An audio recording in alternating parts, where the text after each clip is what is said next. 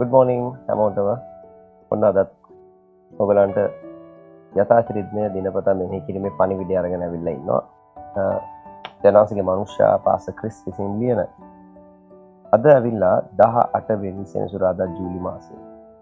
ප්‍රධාන මාතෘකාව ඇවිල්ලා ආභාෂණයේ බලය. මාත් එක්ක අද පණිවිඩය බෙදා ගන්න ඉන්නවා pass Joseph. Pass Joseph good morning. Good morning pass. Pass Joseph අපිත් එක්ක බෙදා ගන්නකො පණිවිඩය. පාස් අද අපිට පාස ක්‍රිස් දීලා තියෙන බයිබල් පාඨය තමයි රෝම 1:11 කියනවා මක්නිසාද නුඹලා ස්ථීර වන හැටියට නුඹලාට යම්කිසි ආත්මික දීමනාවක් දෙන ලෙස නුඹලා දක්නට ආශා වෙමි. අද පාස ක්‍රිස් දීලා තියෙන පණිවිඩය තමයි පාවුල් අපොස්තලතුමා රෝමවරුන්ට ලියූ ලිපියේ වැදගත් ප්‍රකාශයක් කරයි. ඔහු පවසන්නේ රෝම 1:11 නුඹලාට යම්කිසි ආත්මික දීමනාවක් දෙන ලෙස නුඹලා දක්නට ආශා වෙමි කියයි. මේ වැදගත් දෙයක් එළිදරව් කරයි. ආත්මික දීමනා ආභාෂණය කළ හැකිය. මෙය පාවුල් අපොස්තලතුමාට අහම්බෙන් ඇති වූ ආශාවක් නොවේ. එය දිව්‍යමය හැකියාව පිළිබඳව සචේතනිකත්වයක් විය. ඔහු ඔවුන් වෙත පැමිණි විට යමක් සම්ප්‍රේෂණය වන බව ඔහු දැන සිටියේ.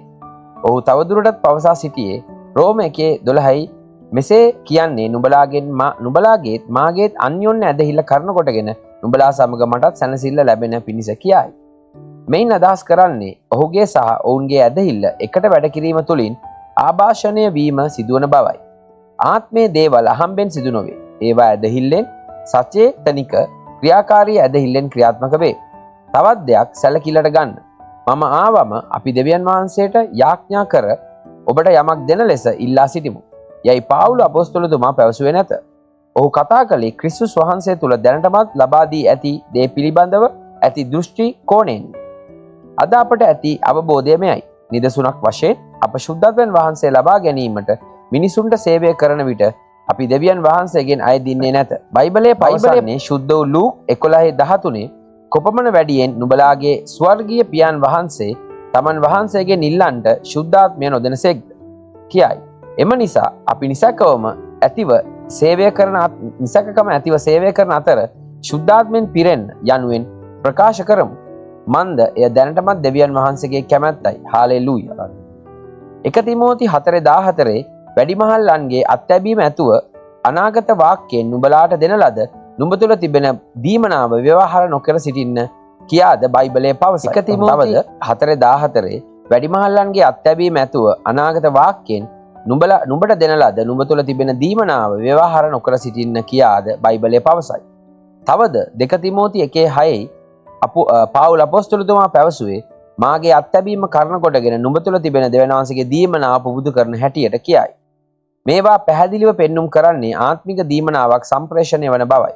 නමුත් අපගේ ආරම්භක ශුද්ධ ලියවිලි පාඨයේ කියවූ පරිදි මක්නිසාද නුඹලා ස්ථීර වන හැටියට යන අරමුණ සැලකිල්ලට ගන්න. එවැනි ආභාෂණයන් ස්ථාවරත්වය ගෙනේ.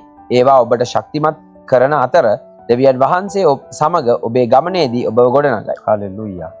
ඔබ දන්නවද මට දැකපු දෙයක් තමයි පාස් ජෝසප් මේක කියනකොට මේක කියනවා මාගේ අත්වීම කරන කොටගෙන නුඹ තුල තිබෙන දෙවියන් වහන්සේගේ දීමනාව පුබුදු කරන හැටි. ඒ කියන්නේ දෙවියන් වහන්සේගේ දීමනාව දෙන්න පුළුවන්. හැබැයි ඒක පුබුදු කරව ගන්න එක තමන්ගේ වන්දනම. සමහරලාට මිනිස්සු හිතනවා අත්ලැබුවම හම්බුණා දැන් හරි කියලා. නෑ. ඒක තමන් තුල පුබුදුවා ගන්න වගකීම තමන්ට තමයි තියෙන්නේ. හalleluya.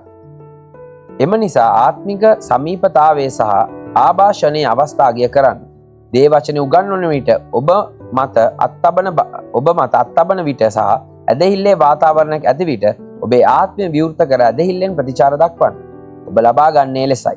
එසේම ආත්මයන් වහන්සේ පිළිබඳ ඔබේම සචේතනිකත්වය තුළ වර්ධනය වන්න. ඔබ සීමිත නැත. ඔබ ආශිර්වාදයේ මාධ්‍යයකි. ඔබ ශුද්ධත්වයන් වහන්සේට යටත් වන විට ඔබට ජීවනයේ අනුග්‍රහය සහ ආත්මික දීමනා අන් අයට ලබා දිය හැකියි. හalleluya. මේක කියනවා ඔබ සීමිත නැත කියලා. ඒකට හේතුව තමයි ශුද්ධාත්මයන් වහන්සේ අපි තුල ඉන්න එක. අපි තුල ශුද්ධාත්මයන් වහන්සේ ඉන්නවා නම් ආශිර්වාදය හෝ හැකියාව හෝ මේ කිසිම දෙයකට සීමාවක් නැහැ. අපිට තියෙන්නේ සීමාවක් නැති ජීවිතයක්. හalleluya. අපි බලමු වැඩිදුර අධ්‍යයනයට තියෙනවා 1 තිමෝති 4:14 2 තිමෝති 1:6 රෝම 1:11 සහ 12. මම යාඥාව කියවන්නම්.